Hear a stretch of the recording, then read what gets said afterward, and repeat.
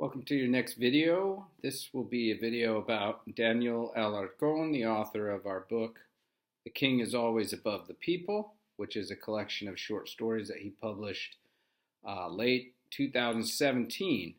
Alarcon is a young author, born in 1977. He has received numerous awards, numerous recognitions in his early career, and is continuing to write and publish not only books, collections of his short stories and novels, but also pieces that have been published in many journals and magazines like the New Yorker and other places. He is born, or he was born in Peru, but moved to Alabama, where he grew up at the age of 3. While he was there, he would routinely return to Peru in the summers with his parents. And during this time, in the mid-'80s, Peru was under somewhat of a civil war. Certainly different factions of the government and the communities were in conflict with one another, and so the summers that Alarcon spent in Peru would have been witness to many of these different events. A little bit about him in his young career. He has already published, as I said, in many places. He's received several different awards, nominations, and fellowships. He received a Fulbright scholarship while he was at Columbia, and he used this Fulbright work to actually return to Peru to do some research and investigative field research that would fit his later stories and sort of influence the work that he was going to go on to do. He then also went to continue his writing in fiction at the MFA program in the Writers' Workshop in Iowa. And he currently works as a visiting writer at the California College of Arts. He, of course, is a full-time writer, professional writer, but he also does a podcast. I was trying to think of the name of it. A podcast that is produced, I think, fairly regularly, maybe once a week or once every 2 weeks, called Radio Ambulante, which you can find wherever you find your podcasts. It's a Spanish language, Latin American focused storytelling podcast, and he's in fact called it a couple times. I've seen him refer to it as This American Life in Spanish. So if you know This American Life, you know the genre of the types of stories that he's telling. One of the things that's interesting about Alarcon is he continues to write both in Spanish and in English, and this is very contemporary identity control that he has. And you can find several articles in numerous places where he speaks to this, not just this ability, but this act that he purposefully undertakes to define things like audience and message, etc. He makes these choices, and he is unapologetic about this. To that point as well, he in 2008, let me just look at my notes here. 2008, when he was awarded his Guggenheim Fellowship, he also was named to a Latin American publications 39 under 39 Latin American novelists, in which they categorized him or fit him into the category of Latin American as a Peruvian. And then a couple of years later, in 2010, the New Yorker, the magazine The New Yorker, included him in their 20 promising writers under 40. Counting him as an American writer this time. And there were I don't know if there were, but there certainly have been a couple of questions lobbed about as to, which one is he? Is he Latin American? Is he American? And Alarcon's answers to this generally fall under the category of who cares? Do I have to choose? Am I one or not the other, etc. And you, like I said, you can find several responses to that in a couple different places. 2011 is when he started this podcast, Radio Ambulante, with a couple of other people, and this has continued from that time. At this point, it's already 7 years in, so he has been doing this for a while. He is 1970. He's 41 years old, very young. Still has a lot of his writing career in front of him, so he's very, very much on his way to continuing his early success. Typically, if you're not familiar with his writing, and I'll talk specifically about the book that we're going to be looking at in a minute here, but if you're not familiar with his writing, he has often focused on subjects that have kind of a melancholy darkness behind them. And you might have already seen that in some of the early stories of this particular book that we're looking at. It's kind of underplayed with a sense of the past haunting the present in a way that if his stories have a narrator, they often seem to be aware that they are not the first one experiencing this story, or they're not the grand narrator of a bigger story. And so within that recognition of darkness underneath, or a haunting past underneath, the characters are often depicted in some version of isolation. And this is a common element that you might see in some of his writings. To add a little bit to that, I've seen some critics who see this darkness, and I've seen them use the word noir as well. They might also extend to it some elements of pulp fiction, this sort of gritty, very melodramatic at points, but oftentimes dark and forebodingness, with a certain amount of misfortune played in as well. Some critics will say that, and some will also say, while doing this, he also manages to integrate some amount of political criticism. And the political criticism that they see is mostly a general criticism. There, and this is where we might begin to point it towards our collection of stories. It's very open as to where he directs some of that criticism. It's unspecified in a lot of ways.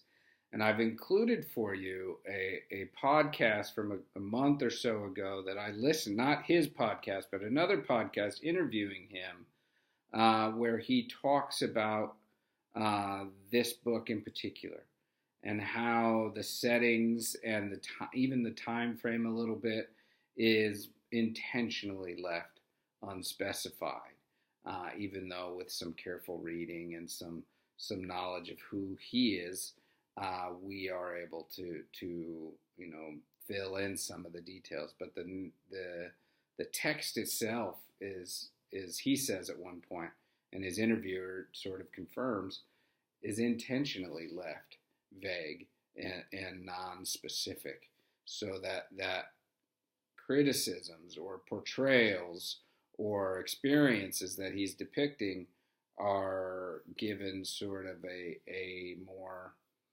how do I want to say, like a more, not universal, but you know what I mean, in the sense that it spreads from just this specific scenario into larger scenarios. He did publish a novel, and the name is escaping me right now, a few years ago, where he was a little bit more overtly critical of certain political practices, and some of it is based on an autobiographical detail that he and his family experienced. He had an uncle who, I got to check the year here, in 1989, he was a labor activist, I believe he's a professor as well, who was probably kidnapped and believed to have been killed by Peruvian security forces because of his activism. This was something that Alarcon and his family were very sensitive to. The fact that any speaking out that this member of their family did was met with this gross injustice and potential silencing by an official structure like the Peruvian security force. So Alarcon was influenced by this type of misapplication of power and distortion of political might. And he, the novel that he published was a little bit more explicit in terms of this criticism. And forgive me, I forgot to write down the title of the novel, but it was only a few years ago. I'll include it on your Canvas link when I get done with this video. But he also brings that sense of political response or reaction into some of the stories within his most recent book that we're reading. Along with that, the characters and the stories within this book, The King is Always Above the People, are generally concerned with a larger sense of leaving and returning to a home and what that means to the individual, whether that be the narrator of the particular story or the subject of the story being told by somebody else.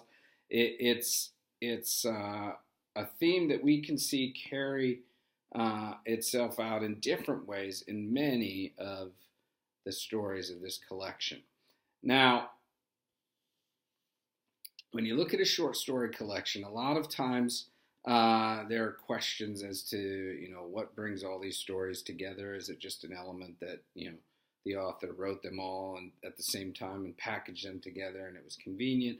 Or are there certain thematics that are purposefully connected by the author? Or are they're unspecified thematics that the author is kind of subconsciously pulling into these stories since they're all being written at the same time?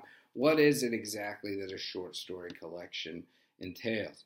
Now, this collection in particular, I think, is driven by a mix of those latter two ideas. The fact that certain common themes have brought these stories together for Alarcon, and those themes have to do with the sense of displacement that many of these characters feel, whether that be isolation or in some of the stories we see just a sense of loneliness or ways of combating loneliness or isolation, or a push for community or love in a general sense. All of those seem to be sort of influencing the stories that he's put into this particular collection. For instance, in the story The Provincials, which is one of my favorite stories in the book, you have this son imagining this structure to combat this false sense of who he is, or not to combat it, but to help portray it, rather. He's created this scene in this bar, and it plays out very much like a drama. in fact, and you've got the television and the waitress and the men all, sort of feeding into this narrative that he's put together to help, combat the actuality of who he is.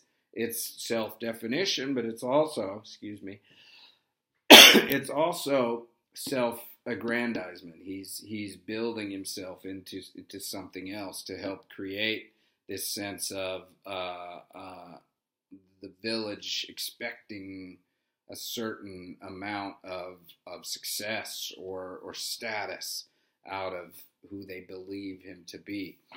You also get stories, I believe this story is a little later, the story of the bridge, the accident on the bridge where the two blind people who are a couple are injured, and the accident sort of precludes this narrator's journey into discovering who that man was and who his father was and how they disassociated themselves and who or what his responsibility was in the present to that man and his legacy, etc. So he's sort of pulled into this story of loneliness by this unfortunate series of events. Then, on the other hand, you have stories like the Abraham Lincoln story, which is, I remember reading it the first time and putting the book down, not knowing exactly what to do with it. It imagines, without giving us any definition of how or in what way, it imagines an Abraham Lincoln as the one of the main character's former lovers, in a way that Lincoln is portrayed as gay, and he was at this party in uptown, and it's very modern, but it's in some ways, I don't even know what the best term for it is, but it plays with that sense of loss again. At the end of that story, the man describing having lost Lincoln as his lover is once again a portrait of loneliness and of insufficient acceptance of him by another human being. We get this, in fact, that general sense from the very opening story, which pulls us in, the Thousands story, where it's it's a very minimalistic description for a while, but it's creating a community almost of outcasts, of people who have been marginalized, and there's not a lot of detail within this until some of the other stories a little further down will refer back to this situation and the neighborhood and who lives there and what it means, etc. So it's a very skillful way by Alarcon to sort of riff on these same things in many different ways. He takes a multitude of approaches to get at these themes that have certain elements in common. And by the time we get to the end, and I'll give you sort of a follow-up video for the second half of the book, we're left asking, how our overall theme of displacement, in the many ways that we've tried to encounter it in this course, how does that fit into Alarcon's portrait of these many different imagined lonely people, whether they are experiencing actual literal movement like immigrants and refugees, or whether they are being displaced by other less visual elements of their life. Certainly there are political and like I said, romantic or other forms of emotional loss. But what are some of the ways that we can look to connect this to some of the previous components of displacement and upsetting that we've looked at in earlier parts of the class.